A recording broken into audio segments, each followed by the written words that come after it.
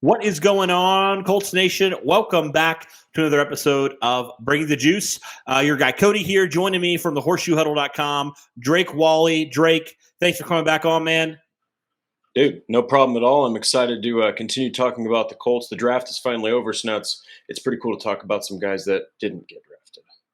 Absolutely, yeah. I mean, we thought like the Colts did a really good job. They had 12 picks, obviously the most in a long time, the most I think in the modern draft era, which is just wild to me. Crazy.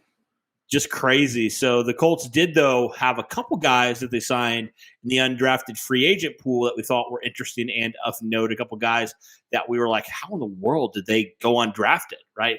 But we're going to talk about all the picks, guys, here, kind of give a little bit of a rundown of each guy. Some guys obviously more notable than others. So without further ado, let's dive right into it. And let's talk about the guy that I think pretty unanimously Colts fans are very excited for. That is Emil Ekiyor. Sorry if I messed that up, from Alabama, the guard. We obviously knew guard was a need coming into this draft. The Colts didn't even address it once. Actually addressed tackle twice, didn't address guard at all. But they signed the best, I think, available guard right off the bat. It was like right after the draft concluded. They drafted this guy. They brought him in. And I think a lot of people had him as, a day 2 pick potentially. Well, what were your thoughts here on the fact that he went undrafted, for one, and number two, the fact that the Colts were able to get him here and potentially have him compete for that a guard spot here, the right guard spot? Well, I mean, it's like we were talking about before the episode. It just seems like Ballard, it sounds like we're heavily praising Ballard, which, trust me, he's fallen in drafts before where you're like, what the heck are you doing? And he's failed with picks. Ben Banigou, anyone? So it's not that at all. He's legitimately been in spots where people that have fallen in the draft, he's just scooped them up. And this is another guy that fell so far, he didn't even get drafted. And I can't, but you and I were texting about it. I couldn't believe also that he didn't get drafted. And the fact that you brought that up made me kind of want to dive a little further into it. It's even more insane that he didn't get picked up by somebody, but even greater that the Colts were right there to scoop him up when they needed a guard. They didn't even pick one in the draft, which we were all scratching our heads about. But this is a dude that could potentially be something really, really cool, like a diamond in the rough. And again, if he doesn't work out, he's undrafted. You signed him for so little. It's all going to just pan on how he fits in the offensive scheme and if he can adjust to a new play caller like Shane Steichen. Yeah, absolutely. But I think it was just like, wow, the fact that you potentially got a guy that could have been a mid-round pick in the undrafted free agent market, I think it's just wild. And a lot of people wanted the Colts to scoop him up with one of their 7th-round picks. But, hey, they were able to get the best of both worlds, get 2 players there and add him in as well. So really excited for that one. That one is a guy where I would not be surprised at all if he's really pushing Will Fries for that right guard position. If they don't obviously sign an outside free agent outside of him, I really think he has an opportunity to make an impact, not just make the roster, but maybe even make an impact on this roster from day number 1. But a couple other guys here. And again, I don't know all these guys. I don't dive into all these guys. And Drake, if you have anything to say about any of these guys, just stop me here. But running back Darius Hodgins from Virginia State, wide receiver Xavier Scott from Maine, safety Aaron Maddox from Campbell, DB Cole Coleman from Elon, a wide receiver Braxton Westfield from Carson Newman, linebacker Liam Anderson from Holy Cross. This is one I know people really liked. Linebacker Donovan Mutin from Houston, wide receiver Cody Crest, another guy that people really seem to like a lot, Sam Houston State, defensive tackle Caleb Sampson out of Kansas, offensive lineman Harris, I'm going to mess this up, LaChance. I'm going to go with LaChance out of BYU. Yep. Wide receiver Johnny King out of Southeast Missouri. Running back Titus Swin out of Wyoming. Linebacker Guy Thomas out of Colorado. Cornerback Tyler Richardson out of Tiffin. And they actually signed a punter, Paxton Brooks out of Tennessee. Any of these guys that you kind of have heard about or maybe done some scouting reports on that you could tell me about any of these guys? Yeah, one of these guys that really sticks out. I mean, obviously, I love the Donovan Newton pick just because Houston had such a great team, and one of the reasons that they actually were so productive on defense is because of Newton. And this Yep. is another guy that didn't necessarily expect him to get drafted, but the fact that the Colts picked him up when they needed more linebacker depth, it just seems like they're picking up everything they need and they're getting it.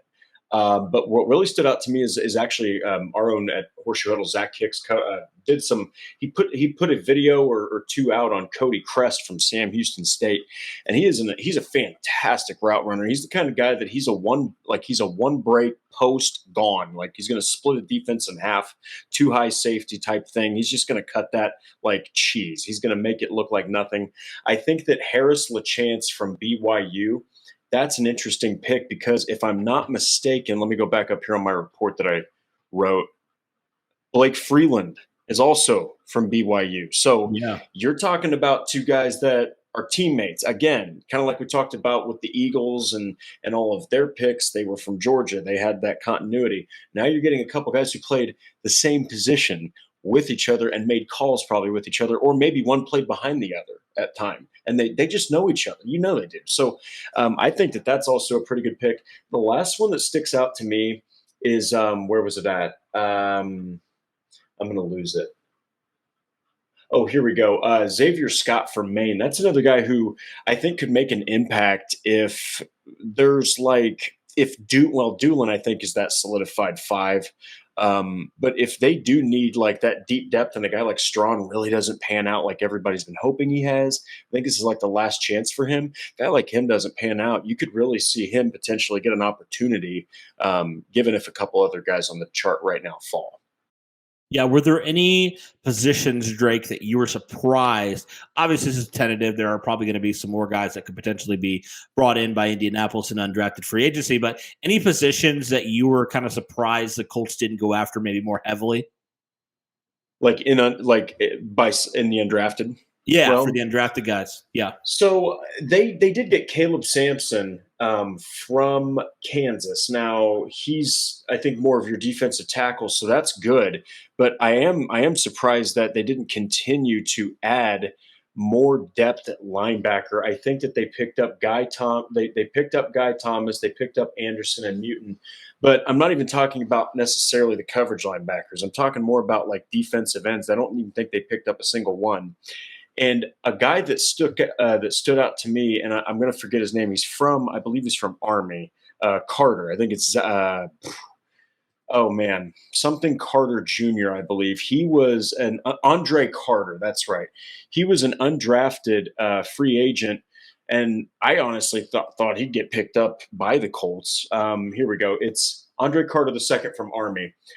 He got picked up by the Minnesota Vikings. That was a guy I was really hoping an outside linebacker, had like 15 sacks in 2021 and then shifted more coverage. So he had like four, but he had great productivity tackling. Now, obviously, Army's not playing, they're not playing Alabama constantly. They're not playing like, these just intense teams. But I think that he would have been a great addition, good depth piece. I was kind of sad they didn't pick up Eli Ricks either. That was another guy I was kind of hoping. Yeah.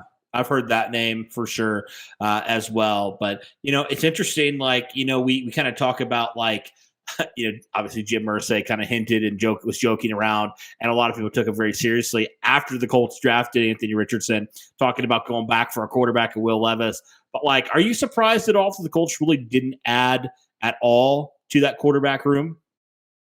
You know, no, because I do. I mean, obviously, you've got Gardner Minshew, and a lot of teams they go with two quarterbacks. Man, I mean, that's what I've seen.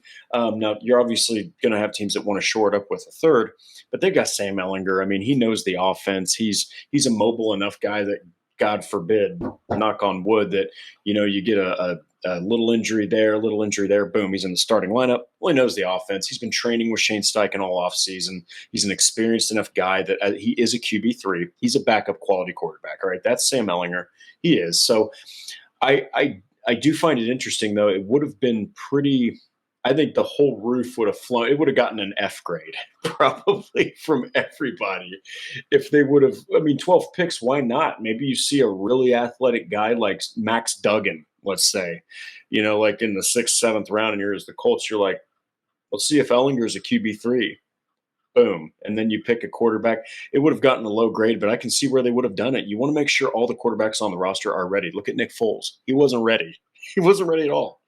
He looked terrible. So, right. The fact that he's still on the roster is very interesting as well. But yeah, he still is. I forgot about that. That's crazy to me. But anyway, yeah, guys, let us know your thoughts overall on some of these undrafted free agents from the Indianapolis Colts. Drake, thanks as always, man, for coming on. Always a pleasure. Hey, always a pleasure, and hope everybody has a wonderful night. Get ready for the Colts regular season. Lots to be excited about. Yes, sir. Absolutely. So, all right, guys, thanks for tuning in. Let me know anything about some of these free agents maybe that we didn't talk about, any of these guys that really stick out to you. Let us know those things in the comments. Thanks, guys. That'll do it for this one. And as always, go Colts.